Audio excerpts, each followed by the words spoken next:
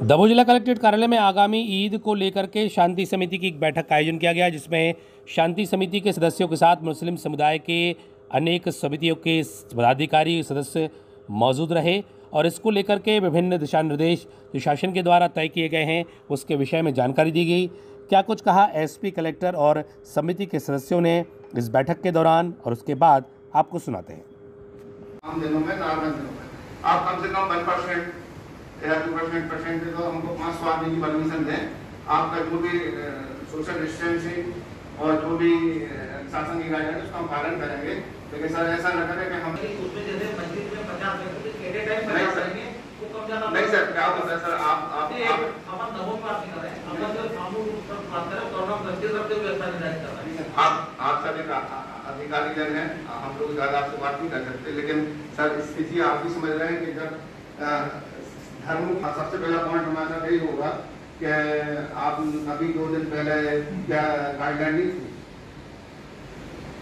2 दिन पहले 3 दिन पहले अभी जो जगन्नाथ से यात्रा निकाली गई है पूरे धूमधाम के साथ, हमको उसमें जो आप बता रहे हैं जी सर कहाँ ज्यादा नहीं अच्छी खासी भीड़ सर बोले से एक्चुअली मार्केट में जब दिखता है ना वो आप लोगों को जो दूर से साफ लगता है और वो लोगों को मूवमेंट जाएगा, ठीक है। अगर उसमें जैसे अपन अभी मार्केट घंटा कर चले लोगों को दिख ही जाएंगे। अपन कोई बाहर का व्यक्ति भी नहीं आएगा कि चलो एकदम से बाहर का व्यक्ति है, हम लोग सब लोग हैं, अभी ऐसा हमारे बीच में कोई कोरोना पेशेंट भी नहीं है सर, तो और 1 घंटे का काम है सर, हालांकि काम माननीय आपकी बात हाई लेवल पे शासन ने सुनी है और इसी कारण से संशोधन आदेश निकाला है और हम माननीय कलेक्टर साहब ने आपको अवगत भी करा दिया। उस दौरान क्या परमिशन दी क्या? आप देखिए 2020 का जो 6 से ज्यादा का परमिशन मिली क्या? सर हमने सर पिछले 3 साल हो रहे हैं, हम लोगों को कोरोना के 2 साल उसके पहले भी एक बोलेरो गाड़ी में 8 लोग बैठते हैं, चले जाते हैं 6x6 की गाड़ी में, और यहाँ हमारी 5,500 लोगों की कैपेसिटी वाली हमारी ईदगाह मस्जिद है, वहाँ 6 लोगों को परमिट कर रहे हैं। यह सब कोई बात समझने लायक नहीं है। अगर आप एक छोटे से बच्चे को भी समझा के बता दें ये बात कि ये कोरोना गाइडलाइन, तो सर मैं मान जाऊंगा। सर हम बिल्कुल इस चीज से असंतुष्ट हैं, आप तत्काल बात करिए आगे और हम इसको कतई मानने तैयार नहीं। देखिए माननीय आप सम्राट नागरिक भी हैं, जी हैं, आपकी जो बातचीत है वो यथायोग्य स्थान पर पहुंचा दिया जाएगा। आपकी बात से आदेश आप बोलते ही हो सकते, ठीक है।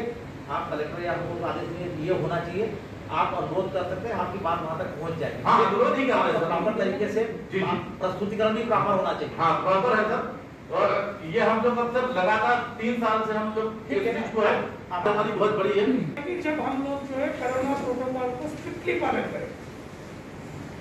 नहीं सर, हम लोग कोरोना काल जो प्रिकॉशन उनको लेंगे, सैनिटाइजर वगैरह जो भी होगा मास्क उसका इस्तेमाल करेंगे, लेकिन क्या होता है सर, जैसे हम लोग समाज के यहाँ नबी का उस टाइम में और हम लोग दमोह में सर हिंदू मुस्लिम मिलकर रहते हैं, देखिए और हर चीज का हमने शासन का सहयोग किया। कभी दुर्गा पूजा मुहर्रम आए तो हम लोगों ने आपस में मिलकर मनाए, कभी भी कोई डिस्प्यूट, लेकिन सर अभी स्थिति ऐसी है सर माफी बात सुनने मांगी क्या होता है, इसलिए ऐसी छूट दी गई है। अगर अभी पीक होता तो अभी बिल्कुल नहीं मिलती, ठीक है। इसलिए अपने को जो शासन ने जो निर्धारित किया है, आप कलेक्टर साहब ने आदेश भी कर दिया है, सर्कुलर किया है, अपने को मिलकर पालन करना है। और मेन मकसद अपना जो कोरोना है तीसरी लेयर ना आए उसको तो ये करना है, और अपने को जो निर्धारित सोशल डिस्टेंसिंग करना है ये करना, अपने को पालन करना, तभी तो अपन स्टार्ट कर पाएंगे। कल की ईद की उपलक्ष्य में आज की ये शांति समिति बैठक जो है यहाँ पे संपन्न की गई है।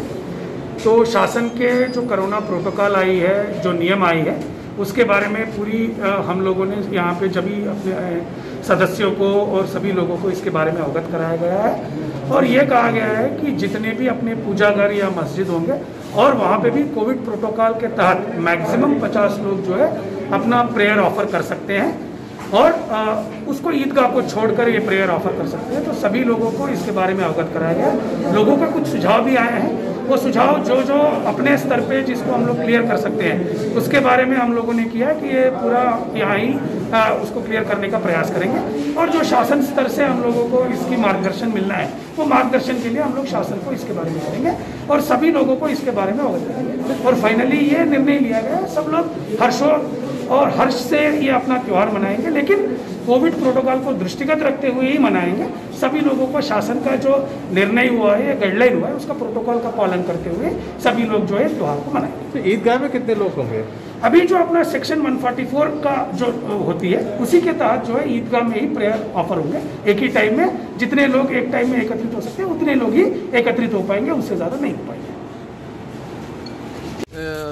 कलेक्ट्रेट परिसर में बैठक हुई है कलेक्टर एसपी के साथ, और हम लोगों को ये बताया गया कि मस्जिद में 50 लोग अधिकतम एक साथ नमाज पढ़ सकते हैं, लेकिन ईदगाह के विषय पर उन्होंने 6 लोगों से अधिक लोग पहुंचने के लिए मनाही की है। इस बात को हमने पूरी कमेटी ने मानने से इनकार किया है। हमने कहा क्षेत्रफल की दृष्टि से अगर चाहें आप तो कम से कम 500 लोगों की अनुमति दें। उन्होंने कहा है कि आगे हम आपकी बात को पहुंचा रहे हैं और संभवतः शाम तक कोई अगर आदेश में परिवर्तन होता है तो ठीक है, नहीं तो कोरोना की जो गाइडलाइन है उसके अनुसार से जो भी गाइडलाइन है हम लोग नमाज अदा करेंगे और शहर में शांति व्यवस्था को कायम रखेंगे। अगर प्रशासन नहीं मानता है आपकी बात तो क्या करेंगे? नहीं, हम लोगों ने अपनी बात रखी है, क्योंकि ये एक बच्चे को भी आप नहीं समझा सकते इस तरह से कि इतनी बड़ी मस्जिद है जहाँ पर 6-7 हज़ार लोग आराम से नमाज़ पढ़ सकते हैं, और आप कह रहे हैं कि वहाँ 6 लोग नमाज़ पढ़ें, और एक छोटी सी मस्जिद में आप 50 लोगों की परमिशन देते हैं। कोई भी धार्मिक स्थल में शादी हाल में आप 100 लोगों की परमिशन देते हैं, तो ऐसा ईदगाह मस्जिद अकेले में क्या है कि वहाँ से कोरोना फैलेगा, तो वहाँ सिर्फ 6 लोग ही अनुमति होगी, जबकि हमारे यहाँ लगभग 5000 से अधिक लोग आप हमेशा से नमाज पढ़ते आ रहे हैं। वहाँ इतना स्थान है, उसका हमने एक सुझाव रखा है। अगर प्रशासन बात मानता है तो ठीक है, नहीं तो शाम तक का और इंतज़ार करते हैं।